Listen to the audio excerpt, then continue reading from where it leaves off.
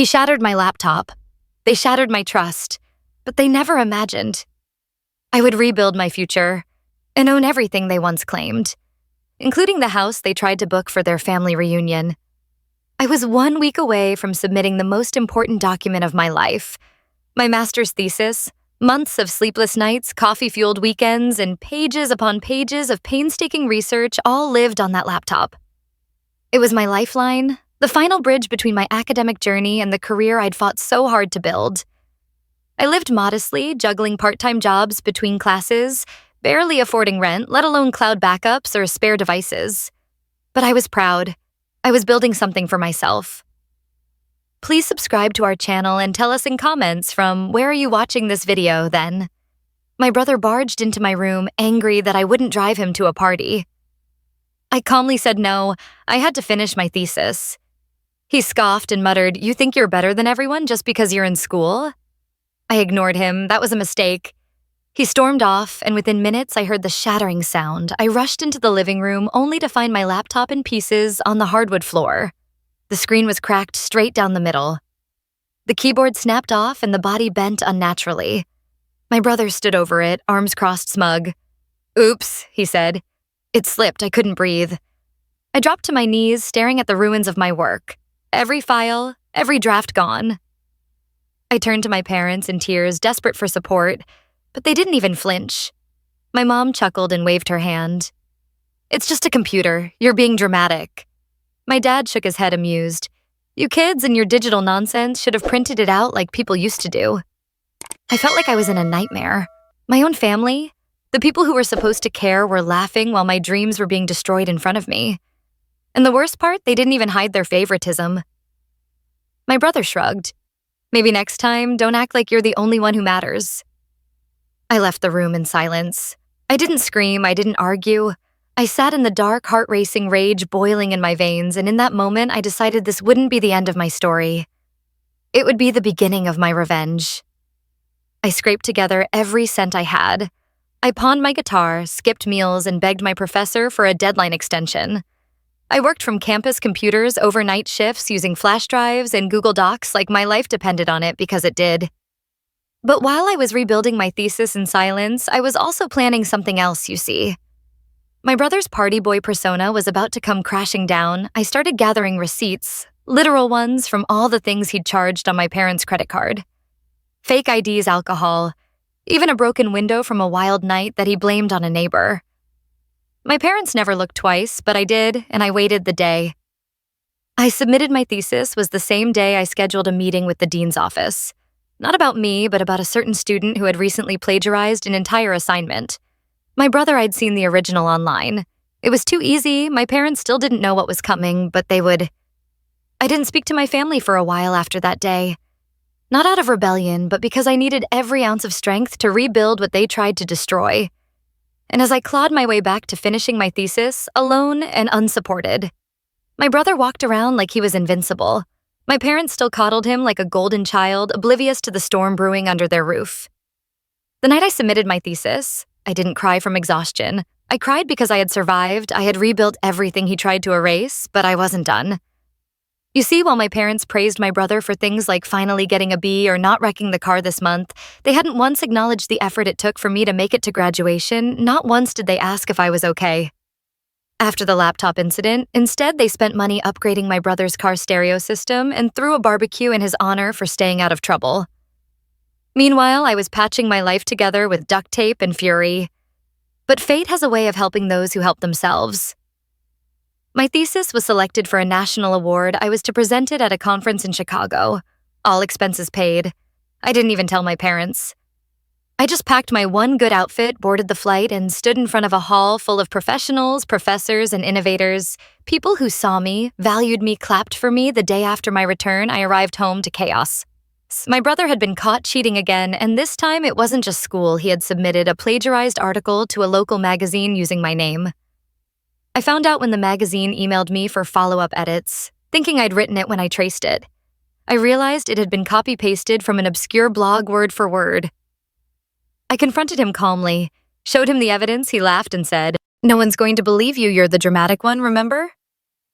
But I wasn't just the dramatic one anymore. I was the one with receipts, with credibility, with a growing network, so I sent the full report to the university board, the magazine's editorial staff, and copied in the ethics committee. But the final blow didn't come from me.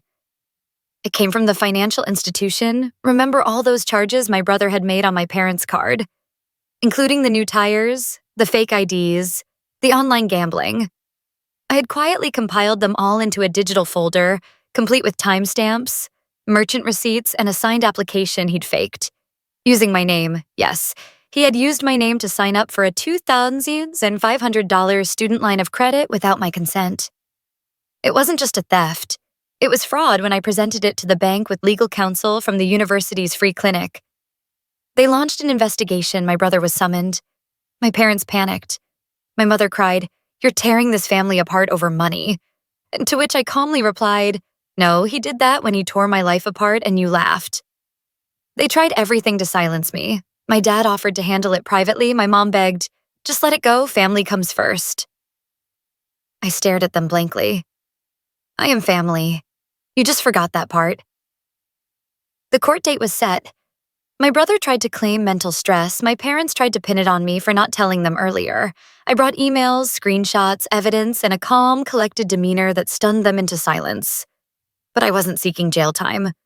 I wanted justice. I wanted him to face what I had to rebuilding from nothing. So I demanded full financial restitution for the damages, the cost of the laptop, the thesis recovery process, the forged credit, $75,000, and the judge agreed. My brother's accounts were frozen. My parents, out of desperation, offered to settle it within the family.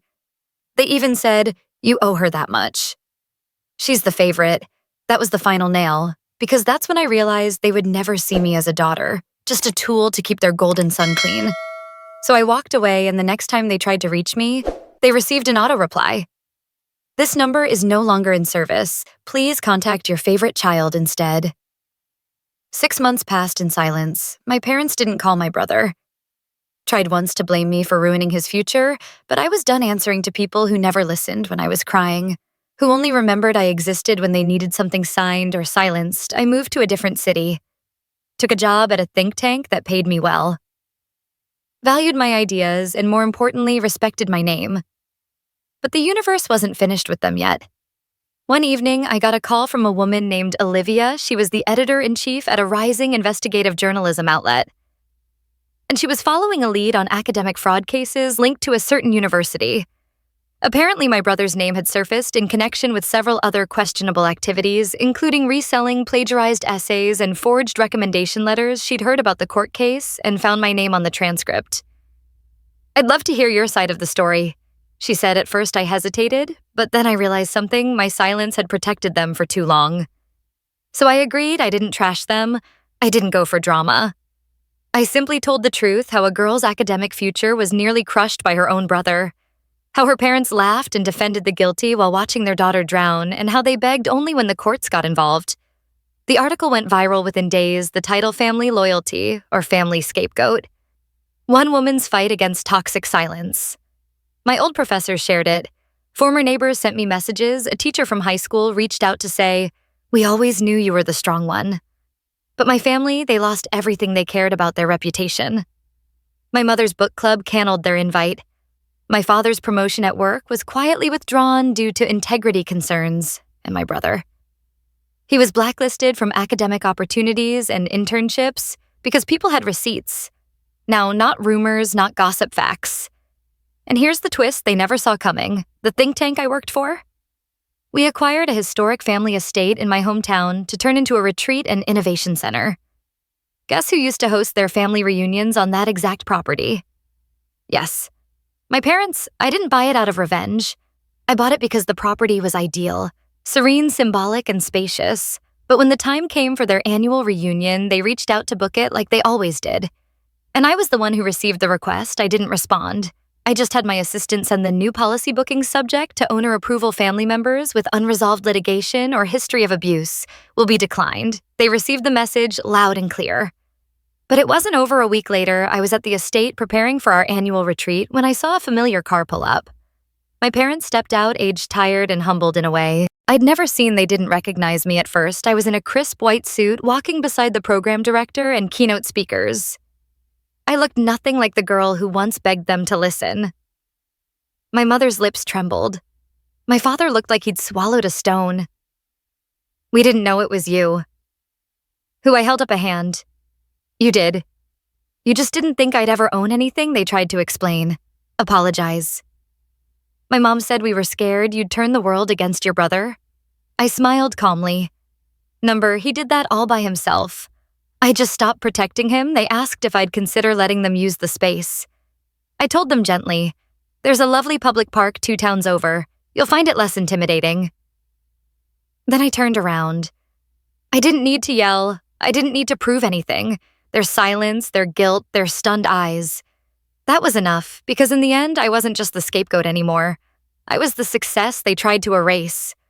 I was the woman they ignored until she stood at the gates of what used to be theirs, holding the keys. They could never take again, and that was justice. Not loud, not cruel. Just final. Please subscribe to our channel and tell us in comments from where are you watching this?